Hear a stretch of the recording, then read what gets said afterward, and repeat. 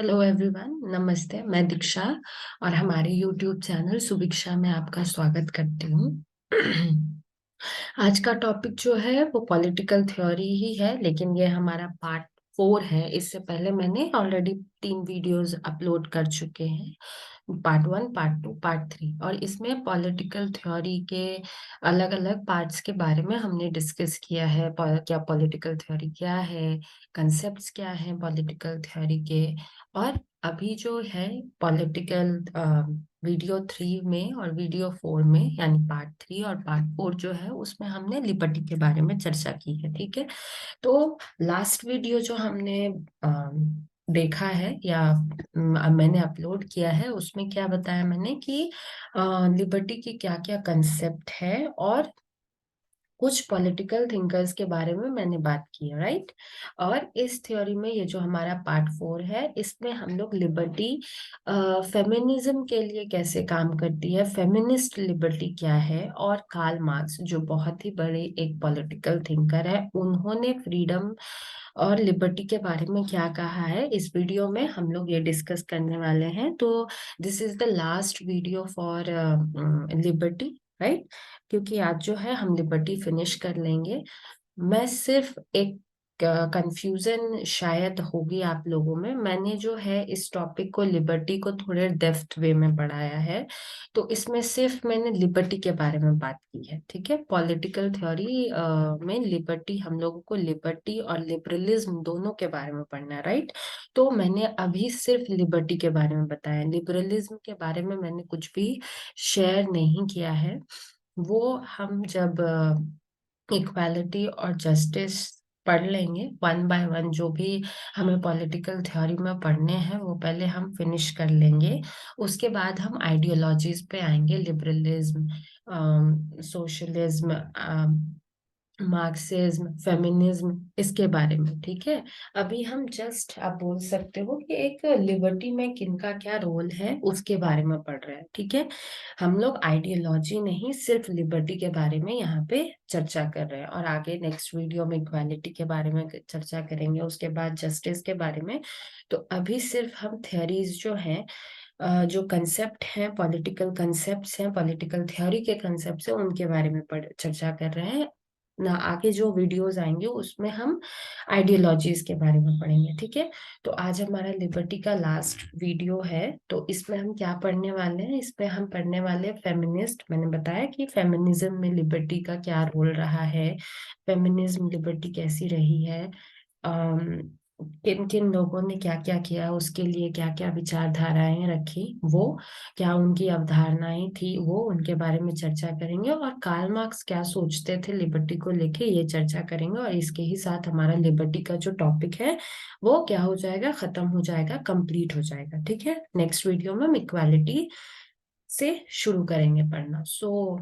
हम टॉपिक, आज का टॉपिक शुरू करने से पहले, अगर आप लोगों में से किसी को भी लगता है कि ये वीडियो जो है आपके किसी कलीग या फ्रेंड या फैमिली मेंबर्स के लिए हेल्पफुल है, तो प्लीज उन तक शेयर करिए। और आपको भी पसंद आता है तो आप भी वीडियो को फॉलो करते रहिए। ठीक है। Thank you so much. And next, now let's start. Let's move to the next slide. Yes. तो मैंने जैसे आप लोगों को बताया कि आज का जो हमारा टॉपिक है वो फेमिनिज्म और फेमिनिस्ट क्या सोचते हैं लिबर्टी कंसेप्ट के बारे में, उन्होंने क्या कंसेप्ट दिया है। तो वो, तो अगर हम बात करें तो फेमिनिज्म क्या है, फेमिनिस्ट कंसेप्ट ऑफ लिबर्टी जानने से पहले ये जानना जरूरी है कि फेमिनिज्म क्या है, राइट।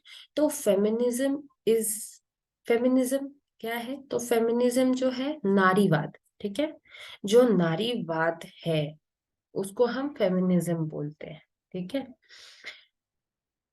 अब जानते हैं फेमिनिज्म होता क्या है। ठीक है। तो feminism is all about all genders having equal rights and opportunities. ठीक है। तो यहाँ पे जो फर्स्ट लाइन है वो थोड़ा कंफ्यूजन क्रिएट करने वाला है, राइट। क्यों? क्योंकि यहाँ पे लिखा हुआ है कि नारीवाद जो है वो ऑल ऑल जेंडर्स, यानी कि जो भी लिंग है, ठीक है, चाहे वो अगर हम पुरुषों की बात करें तो भी और स्त्रियों की बात करें तो भी, तो उनके बारे में बात करती है और चाहती है क्या कि सबको इक्वल राइट्स और अपॉर्चुनिटीज मिले, सबको समान अधिकार मिले और साथ ही साथ अपॉर्चुनिटीज मिले। ठीक है, तो यहाँ पे क्या है, all genders, feminism all genders के बारे में बात क्यों करते हैं? ठीक है, तो we all know about that, like India is also men dominated country, right? हम सभी जानते हैं कि इंडिया क्या है, पुरुष प्रधान देश है। या ये बात हम कर सकते हैं कि पूरे विश्व में एक आध इंग्लैंड की बात करें तो वहां हमेशा महारानी ही रही है, तो वी कैन से दैट कि वो सबसे ज्यादा प्रेफरेंस जो है वो महिलाओं को देती है।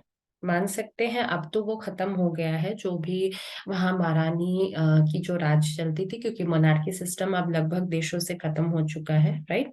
तो इसीलिए अब उनकी सत्ता तो खत्म हो चुकी है, लेकिन अभी भी महारानी का जो शासन काल है वो बहुत लंबे समय तक चला है, तो अभी भी उनको कुछ प्रेफरेंस दी जाती है, राइट? लेकिन अब मोनार्की सिस्टम वहां पे खत्म हो चुका है, डेमोक्रेसी खत्म, डेमोक्रेसी चल रहा है, तो पर फिर भी शासन काल काफी लंबा था महारानी का, लोग महारानी को काफी मानते हैं, तो आज भी उनके परिवार को, यानी जो इंग्लैंड का राज्य परिवार है, उनको बहुत ज्यादा प्रेफरेंस मिलती है। तो हाँ, मैंने ये क्यों बताया, इसलिए क्योंकि इंग्लैंड में ये कह सकते हैं हम कि जो महिलाएं हैं उनको समान अधिकार मिला हुआ है, क्योंकि उन वहां पे प्रेसिडेंट ना होके मोनार्की सिस्टम में किसी महाराज को अपना उत्तराधिकारी या अपना राजा ना मान के एक महारानी को, एक स्त्री को महारानी का दर्जा दिया गया है। ठीक है, तो हम कह सकते हैं, लेकिन मोस्ट ऑफ द कंट्रीज जो है वो क्या है, मेन डोमिनेटेड कंट्रीज हैं, राइट?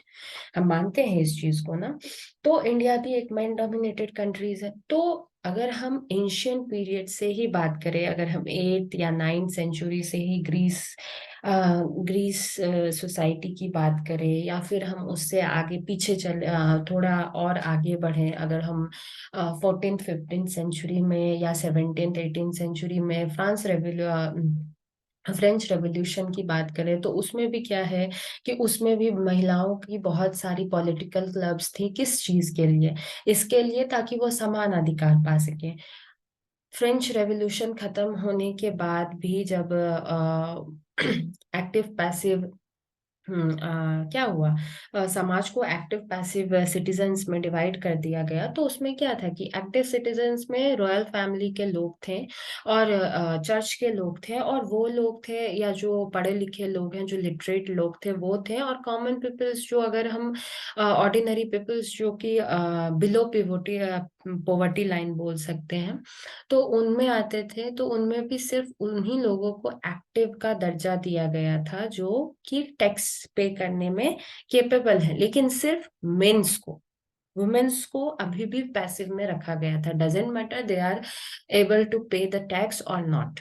ठीक है, उनको इस बात से कोई लेना देना नहीं था कि वो टैक्स पे कर सकती हैं या उनकी जीवनचर्या क्या है, वो किस तरीके से अपने जीवन का वहन करते हैं, डजेंट मैटर। ये सब चीजें मायने नहीं रखती थी, वो महिला है इसीलिए उनको पैसिव में रख दिया गया था, और उनको क्या था, उनको वोट देने का अधिकार नहीं था। ठीक है, उनको वोट देने का अधिकार नहीं था। एक क्वेश्चन आज भी है आपके लिए, सबसे पहले कौन से लोकतांत्रिक देश ने महिलाओं को वोट देने का अधिकार दिया था? ठीक है, ये आज का आपका क्वेश्चन है कि सबसे पहले, क्योंकि हम यहाँ फेमिनिज्म के बारे में बात कर रहे हैं, तो this is most important question whenever we talk about the feminism. Okay, so this is your question कि सबसे पहले कौन सा लोकतांत्रिक देश है जिन्होंने महिलाओं को वोट देने का अधिकार दिया था, या यूनिवर्सल अडल्ट फ्रेंचाइजी को क्या किया था, फॉलो किया था?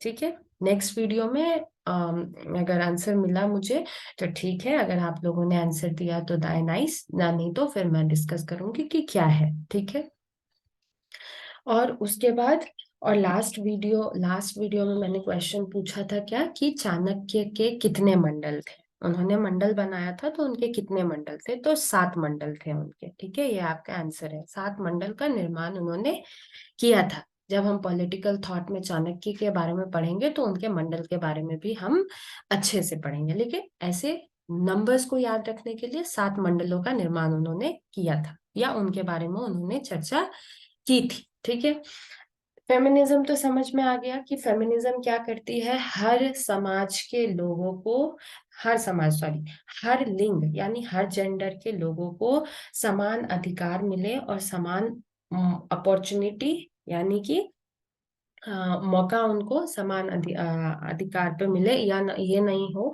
कि वो पुरुष है तो उनको सारी फैसिलिटीज मिल रही है, राइट्स मिल रहे हैं, अपॉर्चुनिटीज मिल रही हैं। अपॉर्चुनिटीज ज्यादातर पहले क्या होता था कि सिर्फ ये होता था कि लड़कों को पढ़ाया जाता था, लड़कियों को नहीं पढ़ाया जाता था, राइट। उनको जो हाउस होल्ड कोर्सेज थे उनमें ज्यादा इन्वॉल्व किया जाता था। उसके बाद क्या है कि जॉब में भी क्या होता है, अभी जो है वो आर्मीज में, डिफेंस में लड़कियों को लेना शुरू हो गया। पहले क्या था, ऐसा ऐसा ऐसा था नहीं। अभी भी, अभी लास्ट ईयर ही एनडीए ने क्या किया कि लड़कियों को हायर करना शुरू किया है, यानी उनको अपॉर्चुनिटी मिलने लगी है कि वो भी एनडीए ज्वाइन कर सकती हैं। लेकिन उससे पहले ऐसी स्थिति नहीं थी। तो पूरे विश्व में ऐसे कहीं ना कहीं कुछ ना कुछ गतिविधियां रही हैं जिससे कि फेमिनिज्म, जो फीमेल्स हैं उनके साथ कुछ ना कुछ भेदभाव जो है, पार्शलिटी जो है वो किया गया है। ठीक है, तो ये फेमिनिज्म जो है उस चीज के बारे में बात करती है, नारीवाद उस जो डिफरेंसेस है मेल और फीमेल में, उसको खत्म करने की बात करती है। यहाँ पे मैंने एक पोस्टर लगाया है साइड में, आप देख सकते हैं। तो यहाँ पे इक्वालिटी है, तो इक्वालिटी किसके बीच में, मेल और फीमेल के बीच में। ठीक है, वुमेन्स जेंडर इक्वालिटी होना चाहिए, इक्वल राइट्स मिलने चाहिए, अपॉर्चुनिटीज 50-50 मिलनी चाहिए, फ्रीडम मिलना चाहिए, वुमेन के भी अपने अधिकार होने चाहिए, वुमेन एम्पावरमेंट होना चाहिए। तो इसके बारे में हम इस टॉपिक में बात करेंगे। इससे ज्यादा हम बात करेंगे, इससे ज्यादा विस्तृत रूप में हम बात करेंगे जब हम फेमिनिज्म आइडियोलॉजी के बारे में पढ़ेंगे। यहाँ पे सिर्फ हम कंसेप्ट लिबर्टी के बारे में जान रहे हैं, तो एक शॉर्ट व्यू है। ठीक है, अब क्या है कि फेमिनिज्म के बारे में तो जान लिया, फेमिनिस्ट क्या होता है। तो a feminist is someone who supports equal rights for women. तो जो फेमिनिज्म आइडियोलॉजीज को फॉलो करने वाले लोग हैं, जरूरी नहीं है कि वो सिर्फ महिलाएं ही हों। ठीक है, हमने ऑरलैंडो पेटरसन, हाँ पेटरसन का नाम सुना है। He is man, right, he is man. पर वो क्या थे, एक फेमिनिस्ट थे। क्यों क्यों थे फेमिनिस्ट, क्योंकि उन्होंने वो सारी चीजों को झेला था जो अनइक्वालिटी में झेलना पड़ता है, असमानता जो होती है जिन जिन बेसिस पे। हमको पता है कि सिर्फ महिलाओं और पुरुषों के बीच में ही असमानता का जो वातावरण है वो नहीं फैला हुआ है, बल्कि और भी ऐसे सिचुएशंस हमारे पास हैं जिनके वजह से समाज में, सोसाइटी में इनइक्वालिटी है। इसीलिए पैटरसन जो है वो फेमिनिस्ट हैं, वो इस बात का सपोर्ट करते हैं। तो जो भी लोग इस बात का सपोर्ट करते हैं कि महिलाओं को भी समान अधिकार मिलना चाहिए, they are what, they are feminist. ठीक है, तो फेमिनिज्म और फेमिनिस्ट में क्या, कौन फेमिनिज्म होते हैं और क्या कौन फेमिनिस्ट होते हैं, इसके बारे में पता चल गया हमें। Now move to the next slide. Yes, जिनकी बात मैं कर रही थी, ऑरलैंडो पेटरसन। ठीक है, तो इनका जन्म कब हुआ, इनका जन्म 5 जून 1940 में हुआ। इनकी डेथ अभी नहीं हुई है, ही इज अलाइव, तो इसीलिए वो मेंशन नहीं है, पर क्योंकि वो अभी तक जीवित है। ठीक है, पर उनका जन्म कब हुआ, 5 जून 1940 में।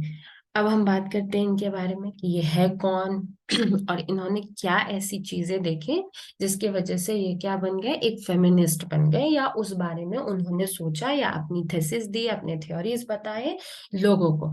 तो Orlando Patterson is a Jamaican historical and cultural sociologist known for his work regarding issues of race and slavery in United States and Jamaica, as well as the sociology of development. तो मैंने आपको पहले ही बताया, आई told you that वो और भी हमारे पास बहुत सारे ऐसे रीजंस हैं जिनकी वजह से क्या होता है, जिनके वजह से अनइक्वालिटी जो है, इनइक्वालिटी जो है वो समाज में फैलती है, सोसाइटी में स्प्रेड अप होती है, राइट। तो वो क्या है, रेस है, कास्ट है, रिलीजन है। और रिलीजन में जो मेजोरिटी है वो माइनॉरिटीज को क्या करते थे, पहले सप्रेस करते थे, उनको एक्सप्लॉइट करते थे।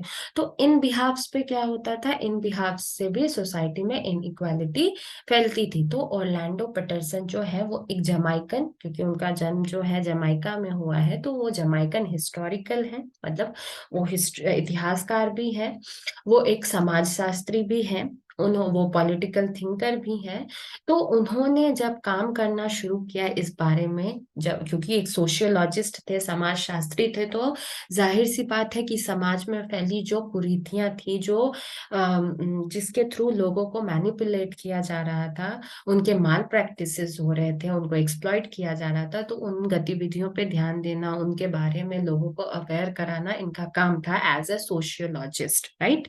तो उन्होंने ये चीज देखा कि रेस के बिहाफ पे, इवन हम अमेरिका की जब भी बात करते हैं तो वहां पे कलर को लेके भी बहुत ज्यादा इश्यूज होते हैं, ठीक है। जो सांवले रंग के लोग होते हैं, जो काले होते हैं, उनके साथ जो फेयर या ब्राइट लोग हैं, गोरे लोग हैं, वो पार्शलिटी करते हैं, वो उनको अंडर एस्टिमेट करते हैं रेस के बिहाफ पे, कास्ट के बिहाफ पे।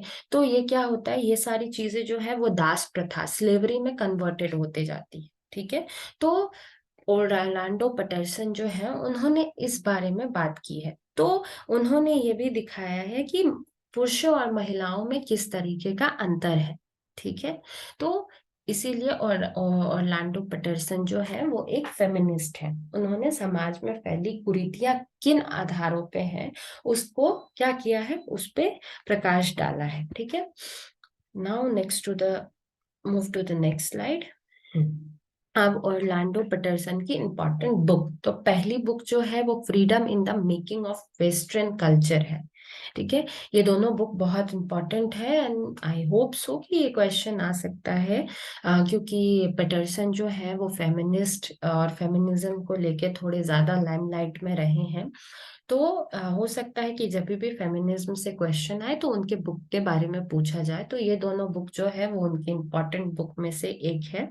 तो freedom in the making of western culture, यानी कि इस बुक में उन्होंने फ्रीडम, आजादी की बात की है, तो उसमें महिलाओं की आजादी के बारे में भी उनके बारे में, महिलाओं की आजादी किस तरीके से होनी चाहिए उस बारे में भी उन्होंने बताया है। और दास प्रथा, ठीक है। अगर हम 8th 9th सेंचुरी की बात करें तो ग्रीस में जो है महिलाओं को ज्यादातर उनको दासी बनाया जाता था, उनको नौकर बनाया जाता था, और सिर्फ उनको हाउस होल्ड कोर्सेज में ही उनका उतना ही उपयोग नहीं किया जाता था, बल्कि उनको फिजिकली भी एक्सप्लॉइट किया जाता था, ठीक है। तो इसीलिए स्लेवरी एंड सोशल डेथ, इसमें उन्होंने उस बारे में चर्चा की है, ठीक है। Now next, move to the next slide. Yes, she is another feminist और political scientist. Okay, we can say that she is political scientist, she is a political theorist or feminist, etc. Okay, so Carol Packman. Okay, so इनका जन्म जो है 11 दिसंबर 1940, यानी कि 11 दिसंबर 1940 में हुआ है। इसका मतलब आज 11 दिसंबर है, आज मैं वीडियो बना रही हूँ, तो is her today is her birthday, right. So और अभी भी ये जीवित है, और इस साल वो 82 ईयर्स की हुई है, ठीक है। तो कैरोल पैटमैन क्या है, कैरोल पैटमैन जो है एक फेमिनिस्ट है और पॉलिटिकल थ्योरिस्ट है, ठीक है।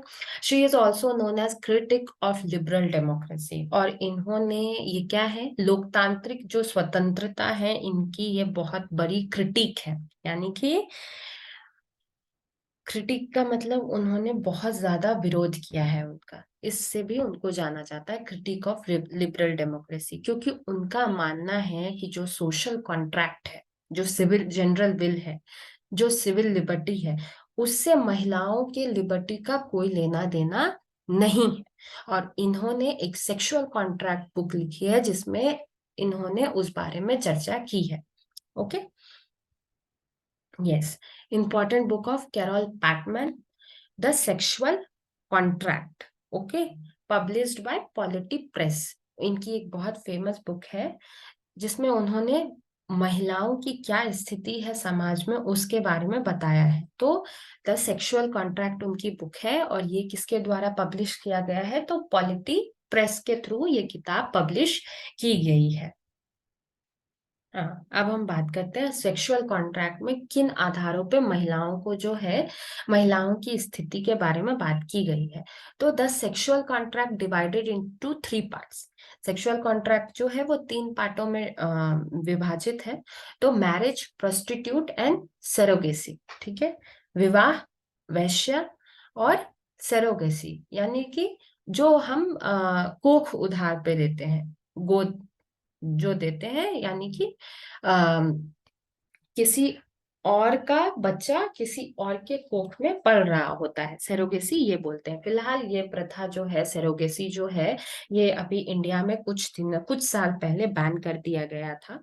ठीक है, ये इलीगल प्रोसेस है इंडिया में। मेडिकल वे से अगर हम बात करें तो पहले कुछ सालों तक ये प्रोसेस चल रहा था।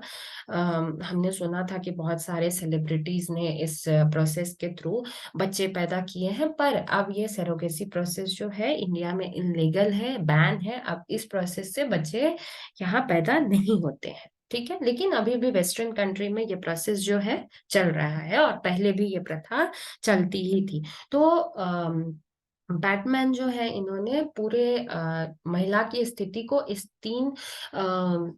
बोल सकते हैं 3 पार्ट में उन्होंने डिवाइड कर दिया है।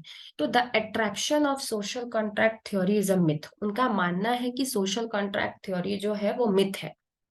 ठीक है, मैंने बताया क्योंकि वो एक क्रिटिक है लिबरल डेमोक्रेसी की, यानी कि स्वतंत्रता, किस तरीके से लोकतांत्रिक स्वतंत्रता समाज को दी गई है। उनका मानना यह है कि वो एक मिथ्या है, मिथ है, वो सच्चाई नहीं है। The original contract created not just a civil society but a patriarchal civil society.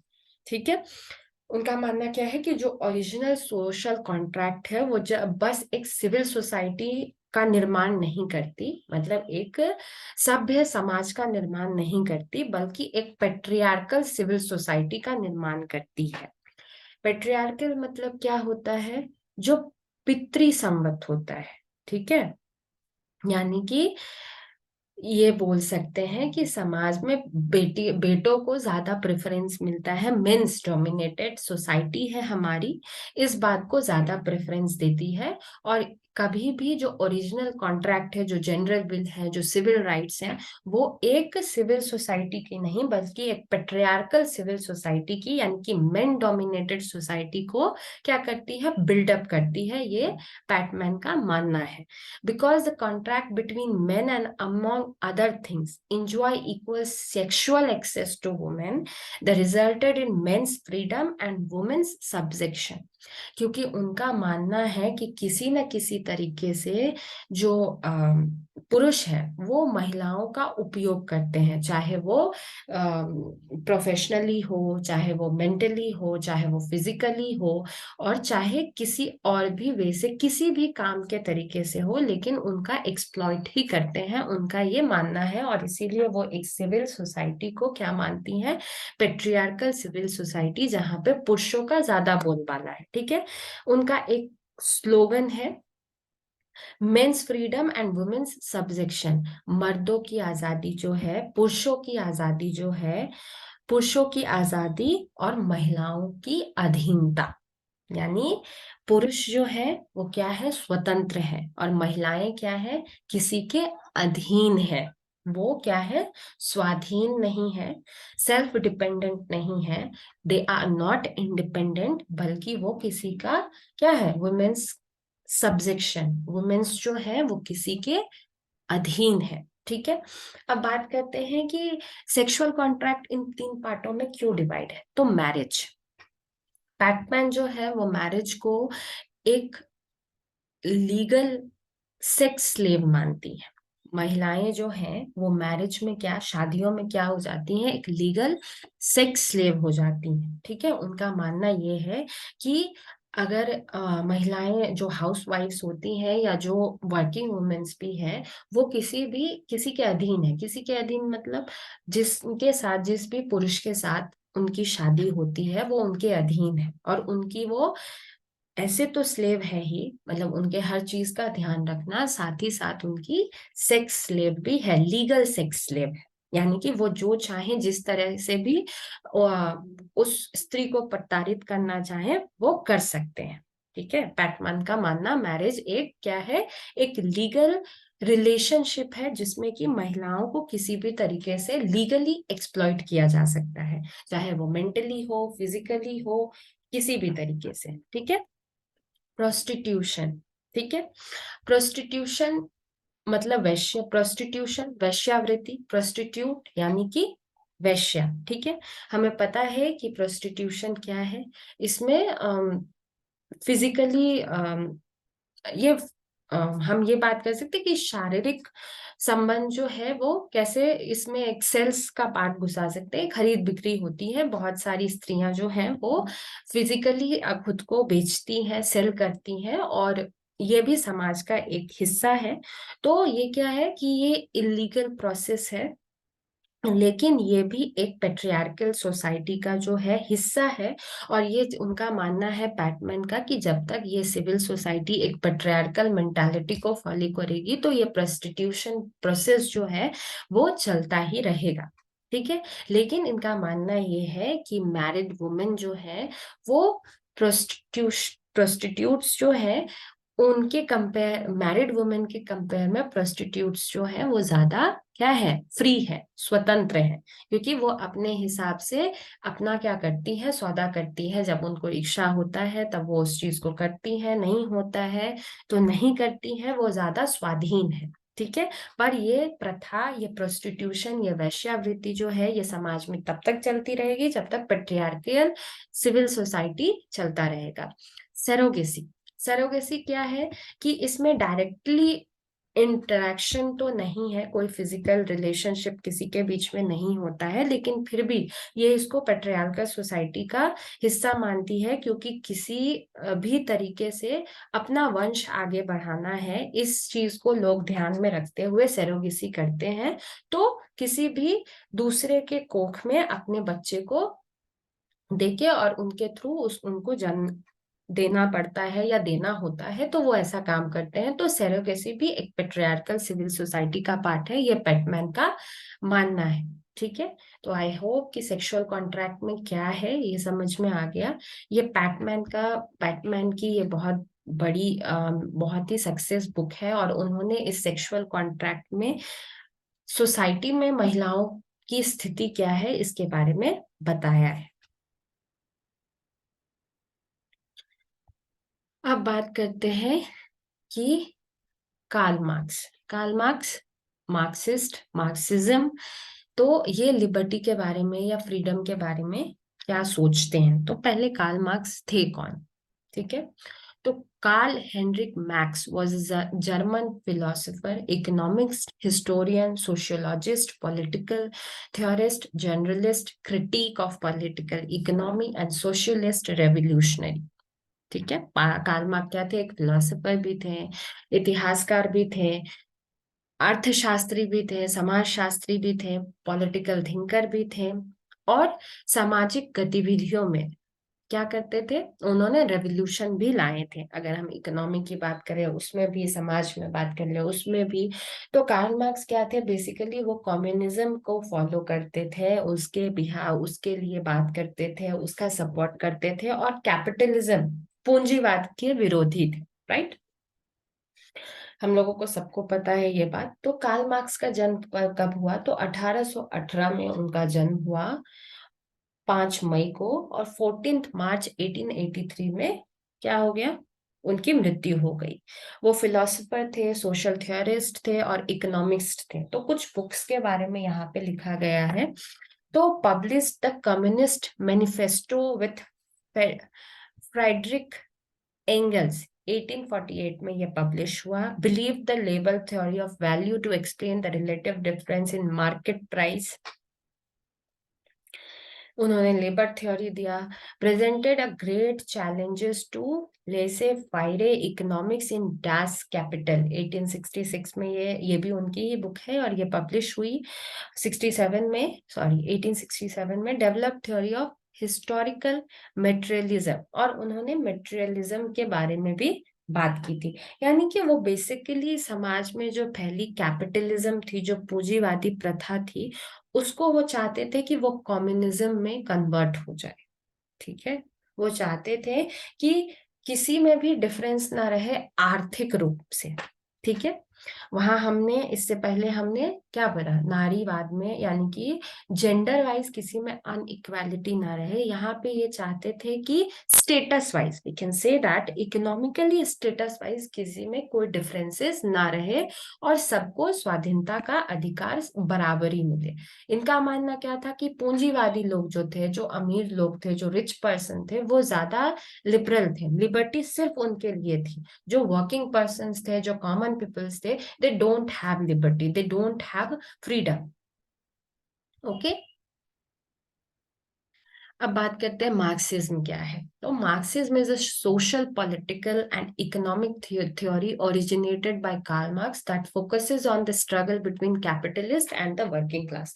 I told you first that उनका मानना क्या था, मार्क्सिज्म एक ऐसी विचारधारा थी जो सोशल पॉलिटिकल और इकोनॉमिक थ्योरी से क्या हुई थी, उसका उत्पन्न हुआ था, उसका जन्म हुआ था, वो वहां से उसकी ओरिजिन थी। वो सोशल पॉलिटिकल और इकोनॉमिक थ्योरी से मिलके मार्क्सिज्म का जन्म हुआ था कार्ल मार्क्स के द्वारा। और उन्होंने किस चीज पे ज्यादा ध्यान दिया, तो कैपिटलिस्ट और वर्किंग क्लासेस के बीच में जो स्ट्रगल चल रहा था, यानी कि कैपिटलिस्ट जो थे वो अमीर थे, तो वो अमीर के अमीर होते जा रहे थे, और जो वर्किंग क्लास के लोग थे उन पे इतने टैक्सेस थे, इतना ज्यादा लोड था, उनकी कमाई कम थी, जितना उनका वर्किंग आवर था उससे कम उनके वेजेस थे। तो क्या था कि दोनों में स्ट्रगल चल रहा था। तो जो कैपिटलिस्ट थे, जो कैपिटलिज्म को फॉलो करने वाले थे, वो अमीर होते जा रहे थे, और जो वर्किंग क्लास के जो कॉमन पीपल थे वो गरीब होते जा रहे थे। तो इस स्ट्रगल को वो क्या करना चाहते थे, खत्म करना चाहते थे। तो इसीलिए उन्होंने थ्योरीज दी थी। मार्क्सिस्ट क्या है? A Marxist is someone who strongly agree with the political, economic and philosophical ideas of Karl Marx and Friedrich Engels. ठीक है, तो जो भी इन दोनों की विचारधाराओं से सहमत होता है, पॉलिटिकली, इकोनॉमिकली और फिलोसफिकली, वो मार्क्सिस्ट है। ठीक है, वो क्या है, जो कार्ल मार्क्स की विचारधाराओं को फॉलो करने वाले लोग हैं उनको हम मार्क्सिस्ट बोलते हैं। अब है कि concept of liberty by Marx क्या है। ठीक है, उन्होंने क्या कंसेप्ट दिया था, उनका क्या मानना था। तो पहला पॉइंट ये है कि marks analyse the concept of freedom against the background of socio economic condition. Marks ने जितना फ्रीडम के कंसेप्ट को एनालाइज किया था, तो वो इस चीज के अगेंस्ट थे कि जो रियलिटी में सोशियो इकोनॉमिक कंडीशन था, उसके आधार पे कंसेप्ट ऑफ फ्रीडम जो था वो निर्मित नहीं था। राइट, क्योंकि उनका, मैंने पहले ही बताया, क्योंकि वो ये मान रहे थे कि जो, क्योंकि हमने भी ऐसा देखा है, अगर हम फ्रेंच रेवोल्यूशन की ही बात ले लें, तो फ्रेंच रेवोल्यूशन किस वजह से हुआ था, एक डेस्प्यूट किंग था, राइट। उस किंग के पास सारे राइट्स थे, सारी स्वतंत्रता थी। बाद में आए क्लर्जीज, राइट, जो चर्च के पास लोग थे, पॉप थे, फादर थे, जो भी थे, उनके पास भी उनको कोई टैक्स पे नहीं करना पड़ता था। इवन उनको टैक्स मिलता था, रॉयल पर्सन्स को तो टैक्स मिलता ही था, राजा अपना टैक्स कर लेते ही थे। साथ में साथ जो क्लर्जीज पीपल थे, जो चर्च के लोग थे, उनको भी, लोगों को ही, आम लोगों को ही टैक्स पे करना पड़ता था।